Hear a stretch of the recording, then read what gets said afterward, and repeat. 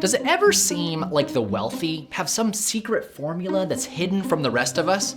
Well, lean in close because the best kept secret of the rich is a single word: debt.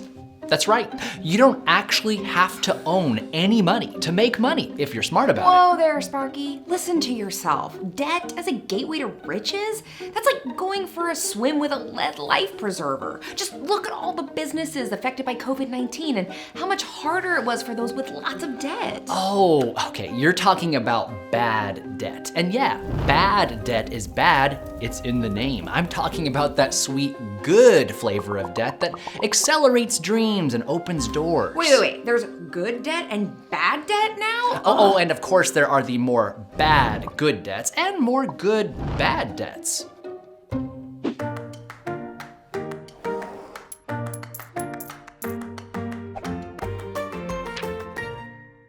Debt might seem like a relatively modern phenomenon, with stories of national deficits and credit card balances dominating the headlines.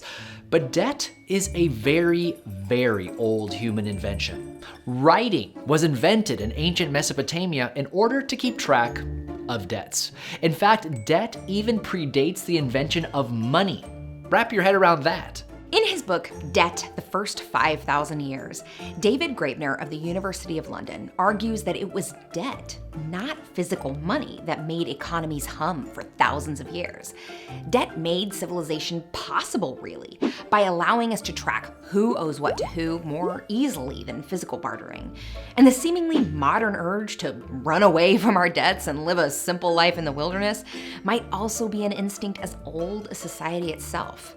Graebener writes, people would just start running away, joining nomadic bands, and periodically kings would declare debt cancellations. It's not really that hard to see why we have such a love-hate relationship when it comes to debt. It can help you achieve your goals much faster, like a small business loan to open up your dream bakery, or a student loan to help you pay for graduate school. But when things get dicey, it has the annoying tendency to make us become the star of our own production of Naked and Afraid. Conventional wisdom goes that good debts are incurred for things that are expected to increase in value over time. Think a house or a small business. Bad debts don't, like a trip to Cancun or a fancy dinner. While most of us may have a few bad debts, experts generally agree that those debts limit your ability to build wealth. But from there, things get complicated. You might have heard media personalities take strong stances on the use, purpose, and even existence of good debt. And two of the loudest modern voices in this debate have been Robert Kiyosaki and Dave Ramsey. In his best-selling book, Rich Dad, Poor Dad, Kiyosaki claims to have learned critical financial lessons from a friend's father, aka his rich dad.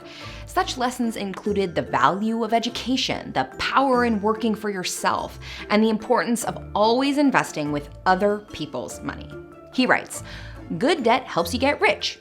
Bad debt makes you poor. If you want to get rich, load up with good debt."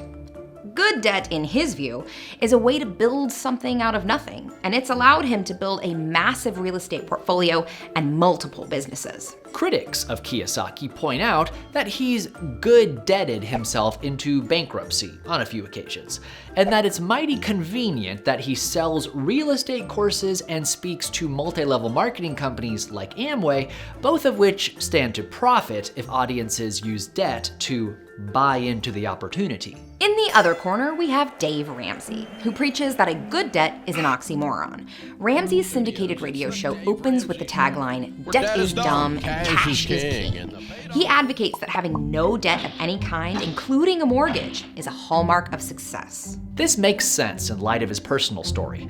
In his mid-20s, Ramsey had built a multi-million-dollar real estate portfolio purchased with mortgage debt. When the bank called all of his notes at once, he went from millionaire to filing bankruptcy fast enough to make your head spin. Now he has a similar view of debt that someone recovering from substance abuse might towards drugs or alcohol. Ramsey has his share of critics too. For starters, they point out that buying a house without a mortgage is nearly impossible for most people. Indeed, Ramsey has a mortgage company advertise on his show. Skeptics also argue that debt can be harmless if used carefully, like using a credit card to receive points and paying off the balance in full. And for those with a low-paying job, trying to survive an emergency without any debt often isn't realistic. We've personally found ourselves on both sides of the fence. We used to have a pretty friendly relationship with debt, both the bad kind, financed cars, credit cards with balances, and the good kind. After a few years, we decided to pay off all our debt except our mortgage and went almost 7 years without using a single credit card.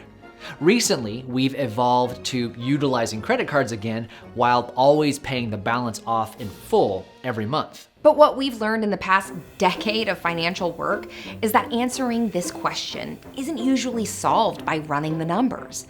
How you decide to interact with debt mostly depends on personal values and tolerance for risk. We came up with our stance by answering 2 questions. First, how does your spending change with debt? We've found we tend to spend more on a payment plan versus paying for something in full. Indeed, research suggests that for most people, it's natural to let spending creep up a bit if it's purchased on debt instead of in cash. To paraphrase Socrates, know thyself before choosing the installment plan. Second, is the risk worth the reward? The benefits from using debt can be life-changing, but debt always carries risks. When opening a small business years ago, we considered taking out a small business loan, but the risks seemed bigger than the possible reward of fast-tracking our venture. We opted to grow slower, but with less risk. In the end, debt isn't good or bad. It carries risk, but it can open doors.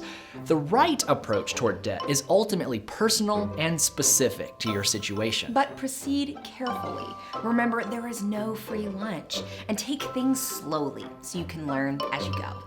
And that's our 2 cents. Hey guys, we wanted to personally thank Carmine Red, Paravox3, and the whole 2 Cents Discord crew for sharing their amazing video ideas, like this one. If you'd like to hang out with them and pitch us your video idea, just head over to patreon.com/2centspbsds to support the show. See you there.